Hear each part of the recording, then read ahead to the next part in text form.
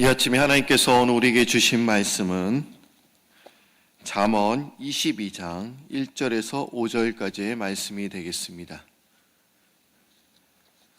잠언 22장 1절에서 5절까지의 말씀입니다.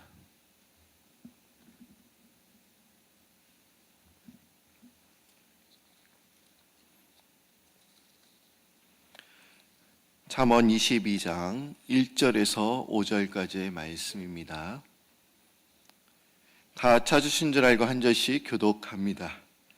많은 재물보다 명예를 택할 것이요 은이나 금보다 은총을 더욱 택할 것이니라.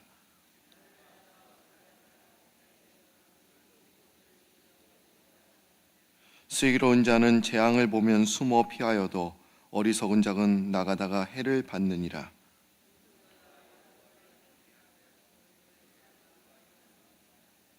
5절은 한 목소리로 읽습니다. 패역한 자의 길에는 가시와 올무가 있거니와 영혼을 지키는 자는 이를 멀리 하느니라.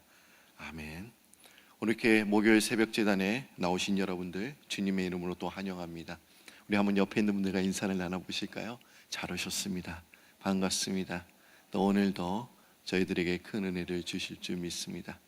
우리 항상 인사를 나누면 항상 앉는 분들 인사를 하시잖아요. 그래도 새벽기도 이제 말씀 끝나면 우리가 기도하는 시간이니까 인사를 못할 때가 많아요. 그러니까 이제 설교 전에는 항상 이렇게 인사를 했으면 좋겠습니다. 여러분, 돈 얘기를 좋아하는 사람은 아무도 없습니다. 특별히 교회 안에서 또 목회자가 돈에 대해서 이야기하면 교회가 타락되었구나, 그리고 그 목회자가 너무 세속적이다, 이런 얘기를 하시는 분들도 분명히 있을 것입니다. 하지만 여러분, 돈 이야기는 분명 필요하고 중요한 것입니다. 그럼 예수님은 돈 얘기를 하셨을까요? 안 하셨을까요? 여러분, 어떻게 생각하십니까? 예수님은 돈 얘기를 하셨다? 안 하셨다? 안 하셨으면 좋겠지만 하셨어요. 그리고 자주 많이 하셨습니다. 그래서 어떤 신약학자는 복음서 예수님의 교훈의 6분의 1은 교훈과 관련이 있다, 이렇게 정리하기도 했습니다. 그러니까 여러분들이 예수님의 비유를 읽어보시면 그 비유 중에 3분의 1은 돈과 관련되어 있습니다.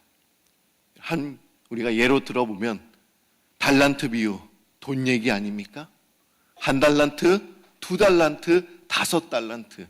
그러니까 우리가 지금 달란트라고 하니까 여러분, 지금으로 말하면 달러랑 얘기하는 거예요. 1달러, 2달러, 5달러, 그보다 더 많은 그런 액수를 이야기하는 것이죠. 그리고 포도원 품꾼의 비유도 마찬가지 돈에 관한 이야기입니다. 얼마나 일당을 받았냐? 어떻게 같은 시간 안에 일하지 않았는데 왜 그 사람과 똑같이 내가 돈을 받아야 되냐? 화가 나는 거예요. 다 돈에 관련된 이야기입니다. 예수님께서는 우리의 삶에서 돈의 문제를 떼어놓을 수 없다는 것을 아시고 비유로서 이 말씀들을 잘 풀이해 주셨습니다. 그리고 예수님은 돈에 관련되어서 또 재미있는 말씀도 하셨죠. 낙타가 바늘기로 들어가는 것이 부자가 하나님 나라에 들어가는 것보다 쉽다, 이렇게 말씀을 해 주셨습니다. 예전에 저희 할머니께서 눈이 어둡다고 하시면서 항상 이렇게 바늘기에 실을 깨워달라고 저에게 이렇게 말씀하셨어요. 아마 여러분들도 아마 그러실 겁니다. 아마 여러분들 지금 눈이 어두우신 분들은 아마 손자, 손녀들에게 이렇게 부탁을 하실 거예요. 그런데 지금은 제가 바늘기에 실을 깨려고 하니까요, 쉽지가 않더라고요. 이 실을 바늘기에 깨는 게 쉬운 일이 아닌데, 여러분 보십시오. 낙타가 바늘기로 들어간다고 보다 한번 생각해 보십시오. 우리가 비유로서 말했지만 낙타 보고 너 지금 바늘기로 들어가야 된다. 낙타는 절대로 들어갈 수가 없는 겁니다. 다이어트를 해도 들어갈 수가 없어요. 어떤 방법을 찾으려고 해도 이건 들어갈 수가 없다. 우리의 삶은 돈과 뗄 수 없기에 예수님은 돈과 관련해서 재미있게 비유로서 말씀해 주셨습니다. 기독교의 영성가인 리처드 포스터, 여러분들이 잘 아실 거예요. 많은 책을 또한 쓰기도 했습니다. 기도라는 책도 썼고 돈과 섹스, 권력이라는 책도 썼지요. 근데 이 리처드 포스터가 이런 이야기를 했습니다. 사람들의 돈에 대한 태도를 알아보면 하나님께 대한 태도를 알아볼 수 있습니다. 돈은 영성의 척도가 된다라고 이야기를 하고 있습니다. 우리가 돈에 대해서 어떻게 생각하느냐에 따라서 그 사람이 영성이 있다 없다 판가름할 수 있다라는 그런 이야기입니다. 많은 사람들이 돈이 가장 귀하다고 또한 우리는 생각을 합니다. 그래서 또 재물을 모으기 위해서 온 힘을 다하고 수단과 방법을 또한 우리는 가리지 않습니다. 그러나 이 세상에서 돈보다 더 귀한 아주 귀한 것들이 또한 있습니다. 그리고 돈을 가지고도 얻을 수 없는 것이 아주 또한 많습니다. 예수님께서 이제 공생애를 처음 시작하셨을 때 이제 광야로 가셨죠. 그리고 광야에서 40일 동안 금식을 하신 후에 사탄의 시험을 받게 되셨습니다. 그런데 사탄이 이렇게 시험을 하죠. 세 가지 시험을 하면서 첫 번째로는 먹을 것을 가지고 시험을 했습니다. 이 돌들을 가지고 떡덩이가 되게 하라. 여러분, 이것은 무엇을 의미하는 것이었습니까? 이것은 물질의 시험입니다. 그러자 예수님께서는 이렇게 말씀하셨습니다. 사람이 떡으로만 살 것이 아니요 하나님의 입으로 나오는 말씀으로 살아야 된다. 예수님께서는 물질보다는, 떡보다는, 돈보다는 이 말씀에 더 가치를 두고 계셨음을 우리는 알 수 있습니다. 오늘 잠언서 22장 1절에서 5절까지의 말씀을 우리가 읽었습니다. 근데 잠언 22장 1절의 말씀 우리 다시 한번 보도록 하겠습니다. 오늘 말씀 잠언 22장 1절과 2절이 이제 키포인트가 되는 그런 말씀이기도 해요. 근데 1절 말씀을 읽어보시면 여러분들이 우리 다 같이 한 목소리 읽어볼까요? 많은 재물보다 명예를 택할 것이요 금이나 금보다 은총을 더욱 택할 것이니라. 잠언 기자는 돈을 벌고 재물을 모으는 것보다 명예와 은총을 택하여야 된다, 이렇게 말씀하고 있습니다. 돈을 벌 수 있는 길이 있습니다. 또 명예와 은총을 또 얻을 수 있는 길이 있다고 한다면 여기에서는 명예와 은총의 길을 택하라, 지금 이렇게 이야기를 하고 있는 것입니다. 과연 여러분, 명예란 무엇을 의미하는 것입니까? 명예란 영어로 보니까 good name, 좋은 이름입니다. 근데 구약에서의 이름은 면목상의 이름뿐만 아니라 겉으로 나가는 그런 이름이죠. 그러나 그 사람의 존재와 그리고 성품과 평판, 그런 복합적인 그런 의미를 갖고 있는 것이 이 명예라는 단어입니다. 사무엘상 25장을 보시면 이제 다윗은 이제 사울로부터 이제 쫓김을 당하게 되죠. 도망자의 신세가 되었습니다. 그러면서 이제 많은 사람들이 주위에 몰려들게 되었죠. 많은 사람을 거닐다 보니까 이제 먹을 것도 많이 필요했습니다. 그래서 다윗은 이 소년 10명을 이제 나발에게 도움을 요청하게 됩니다.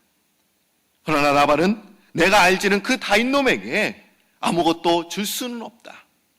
부대접 하기는커녕 이제 문전박대하면서 그 소년 10명을 내쫓게 되는 것을 우리가 성경에서 우리가 알 수 있습니다. 그러면 성경에서는 이 나발에 대해서 그의 아내가 또한 이렇게 이야기를 하고 있습니다. 이 불량한 사람 나발을 개의치 마십시오.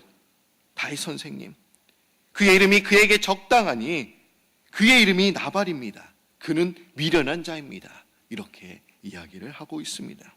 즉 이름이라는 것이 면목상 우리가 겉으로 아는 그런 이름뿐만 아니라 그 사람의 성품과 인격과 평판과 또한 존경을 또한 의미하고 있다라는 것입니다.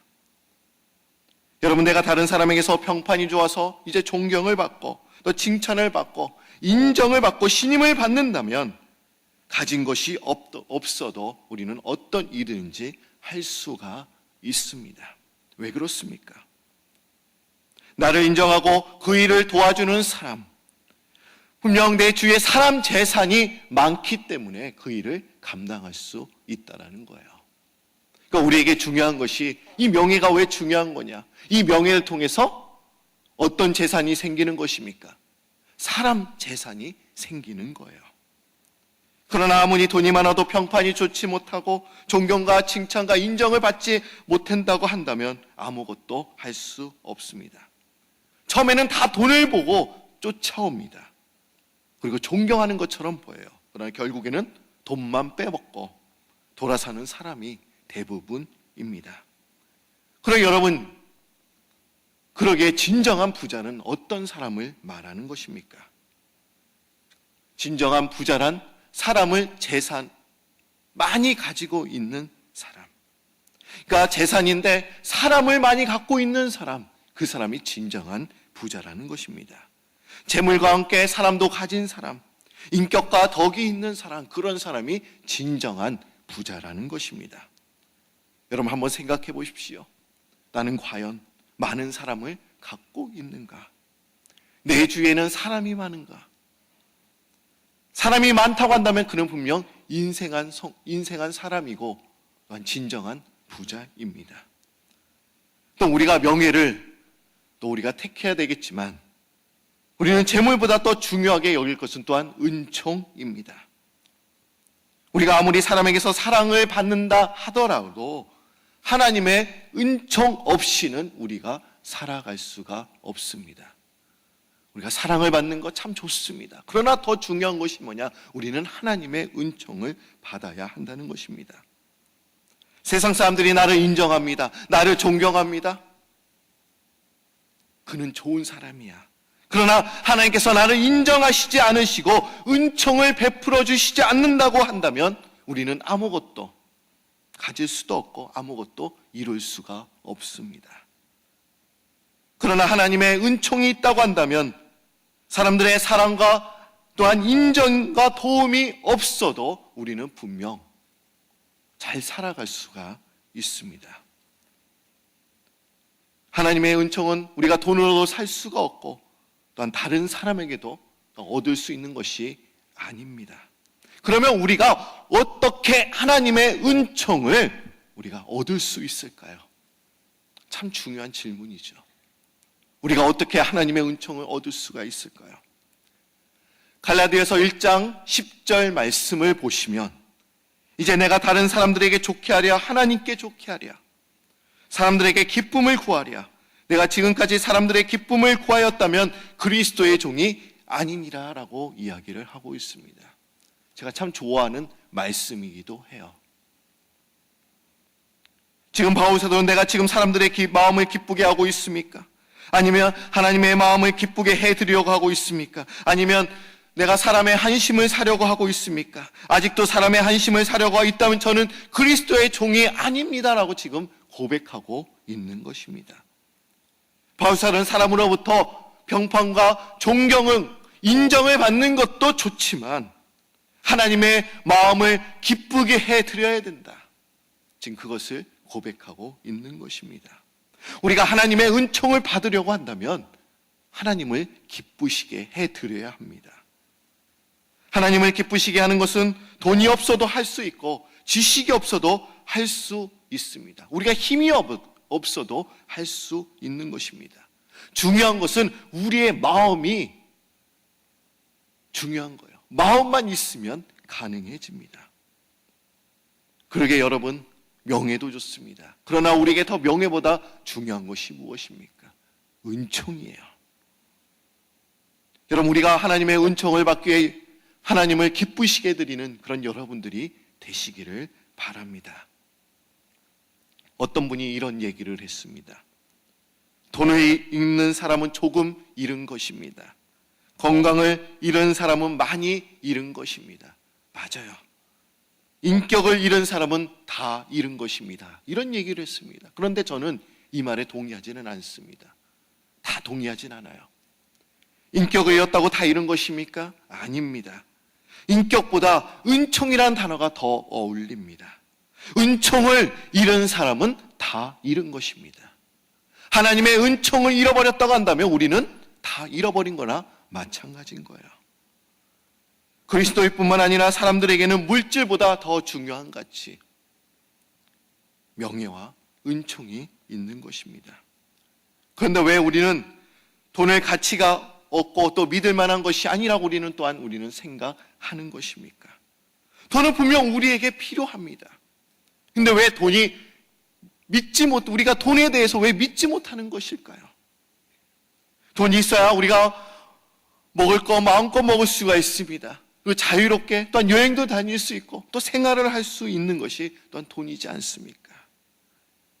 그래서 하나님 우리에게 돈을 주시는 거죠.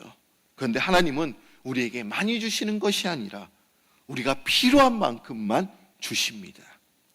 근데 제가 그것을 많이 경험하는 것 같아요. 제 지갑을 봐도 돈이 그렇게 많지가 않습니다. 딱 필요한 만큼만 주세요. 좀 얼마나 정확하신지. 여러분, 우리가 돈을 믿어서는 안 되는 이유가 무엇입니까? 그것은 돈은 불완전하고 늘 변하기 때문에 그런 것입니다.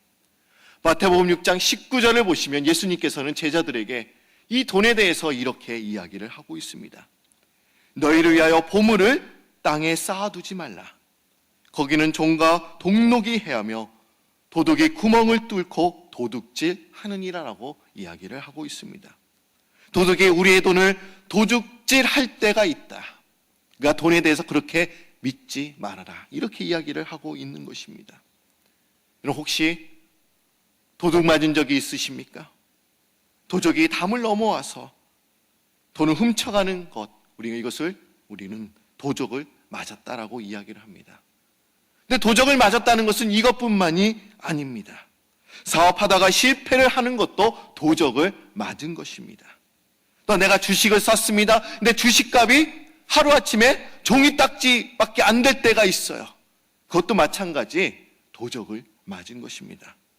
내가 이만큼 월급을 받는데 물가는 이 정도로 올라가는 거예요.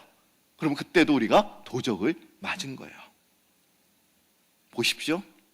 내가 또 한국에 돈을 붙여야 돼요. 근데 환율이 막 올라갑니다. 그러면 내가 또한 도적을 맞은 거예요. 그러기에 여러분, 세상에서 가장 불안정한 것이 무엇입니까? 그것이 돈이라는 거예요. 돈과 재물을 신뢰하지 말아라. 예수님께서 이렇게 말씀하셨습니다. 오늘 잠언 22장 1절을 우리가 읽어보셨죠? 2절 말씀 한번 보도록 하겠습니다. 2절 말씀 한번 여러분들이 다시 한번 읽어주실까요? 시작.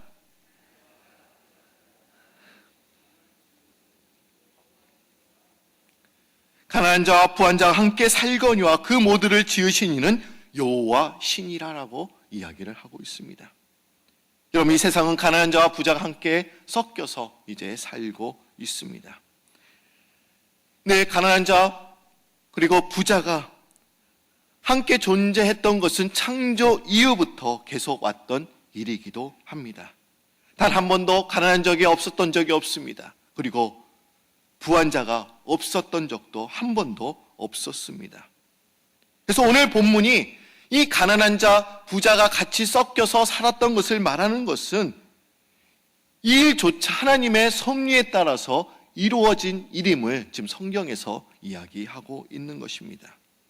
부자와 가난한 자, 이 모두는 다 하나님의 존귀한 피조물로서 하나도 예 없이 모두가 존귀한 사람이다. 이렇게 지금 성경에서 이야기를 하고 있는 것입니다. 그래서 우리가 돈의 많고 적음에 따라서 차별되어서는 절대로 안 된다. 그리고 가난한 자라고 해서 우리가 무시해서는 안 된다. 지금 이렇게 이야기를 하고 있는 것입니다. 근데 오늘날 부자와 가난한 자가 이제 맞대어 살아갈 때 두드러지게 나타나는 그런 현상이 있습니다. 어떤 일일까요? 그것은 부자들은 가난한 자를 멸시하고 또 멀리하고 때로는 짓밟기조차 하는 일들이 종종 우리 삶 가운데 일어나는 것입니다. 우리 교회에서만 일어나는 뿐만 아니라 초대교회도 마찬가지 이런 일들이 일어났습니다. 가난한 자들이 천대를 받았습니다. 야고보서 2장 2절부터 4절까지의 말씀을 보시면 이런 말씀이 있어요. 만일 너희 해당에 금가락지를 끼고 아름다운 옷을 입은 사람이 들어오고 또 남루한 옷을 입은 사람이 이제 들어올 때 너희가 아름다운 이 옷을 입은 자를 눈여겨보고 말하되 여기 좋은 자리에 앉으소서 하고 또 가난한 자에게 말하되 너는 거기 서 있든지 내 발등상 아래에 있든지 아무렇게나 해라. 이런 말씀이 들어있는 거예요. 옷을 잘 차려입고 좀 돈이 있으면 좋은 자리에 좀 앉으십시오. 당신의 자는 여기에 어울립니다. 근데 좀 남루한 옷 입고 그런 좀 없는 것처럼 입고 오면 앉든지 말든지 네 마음대로 해라. 지금 성경에서 이렇게 이야기를 하고 있는 거예요. 그래서 사람을 절대로 차별대우해서는 안 된다. 우리에게 계속 이야기를 하고 있습니다. 여러분, 하나님께서는 환경과 상황을 언제든지 바꾸실 수가 있으신 분이십니다. 지금 부자이나 가난해질 수가 있습니다. 그러나 지금 가난하나 우리가 또 부자 될 수도 있습니다. 그러게 잠언 기자는 돈보다는 명예와 은총을 택해야 된다. 지금 이야기를 하고 있는 것입니다. 우리의 지금의 모습을 보고 사람을 판단하지 말고 사람 자체를 인정하고 존중하고 사랑할 수 있을 뿐만 아니라 우리는 하나님의 은총을 받는 그런 여러분들이 되시기를 바랍니다. 어떤 젊은 청년 한 명 이상의 11조 설교를 듣고 이제 내가 11조를 해야겠다 이렇게 작정했다고 합니다. 그 당시에 그 청년이 월급이 옛날 얘기예요. 10불이었다고 해요. 그러니까 11조는 1불만 내면 되니까 그게 많은 돈이 아니잖아요. 어렵지 않은 겁니다. 근데 한참 내다 보니까 이 사람의 월급이 이제 돈을 또 벌게 되었어요. 100불로 올라갔습니다. 10불. 그렇게 힘들지는 않아요.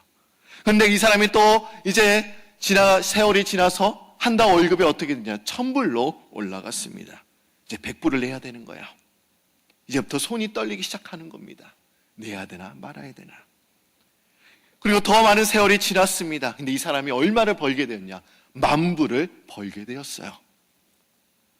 이제 헌금을 11조를 내야 되는데 1000불을 내야 합니다. 1000불을 내려 하니까 도저히 낼 수 없는 거예요. 그래서 이 사람이 이제 목사님을 찾아갔습니다. 목사님, 제가 이제 11조를 내기로 서약하고 결심한 이래로 지금까지 잘 실천해 왔어요. 그런데 솔직히 한편 이제 10,000불을 벌게 되니까 1000불 낸다는 거 거의 불가능합니다. 목사님, 어떻게 하면 좋을까요? 이 11조 서약을 캔슬할 수 있을까요? 그러자 이 목사님은 이렇게 이야기를 해줬다고 합니다. 형제님, 절대로 캔슬해서는 안 됩니다. 형제님이 11조를 잘 드릴 수 있도록 이제 제가 도와드리겠습니다. 그러나 청년이 어떻게 도와주시겠죠? 왜 그런 말씀을 하십니까? 어떻게 도와주실 수가 있으신 겁니까? 그러자 목사님은 이렇게 말씀을 하셨다고 합니다. 이제 제가 형제님에게 옛날처럼 한 달에 10불만 벌도록 기도해 드리겠습니다. 이렇게 기도를 했다는 거예요. 우리가 물질의 욕심을 가지고 있다면 하나님께 헌금하는 것도 얼마나 힘든지 모릅니다. 그러나 하나님께서는 우리의 환경과 상황을 종종 바꿔주실 수가 있습니다. 우리가 지금은 가난한 것 같지만 또 주님께서 우리를 부자로 만들어 주실 수가 있습니다. 우리가 지금 부자이나 또 우리를 가난하게 하실 수 있습니다. 그러기에 우리는 부자라고 해서 교만할 필요도 없습니다. 그리고 내가 가난하다고 해서 움츠릴 필요가 없다. 지금 성경에서 이렇게 말씀하고 있는 것입니다. 그러기에 여러분, 우리가 재물과 돈에 가치를 두는 것이 아니라 이제는 우리가 명예와 더 나아가서 은총에 가치를 두고 신앙생활을 하는 여러분들이 되시기를 바랍니다. 우리가 하나님의 은총을 받기를 바랍니다. 하나님의 은총을 받기 위해서, 하나님의 은혜를 받기 위해서 우리가 진정으로 몸부림치는 이것이 진정으로 내 삶의 핵심 가치이다. 이것만을 붙들고 나아가는 여러분들이 되시기를 바랍니다. 오늘 성경에서는 명예와 은총을 택해야 된다.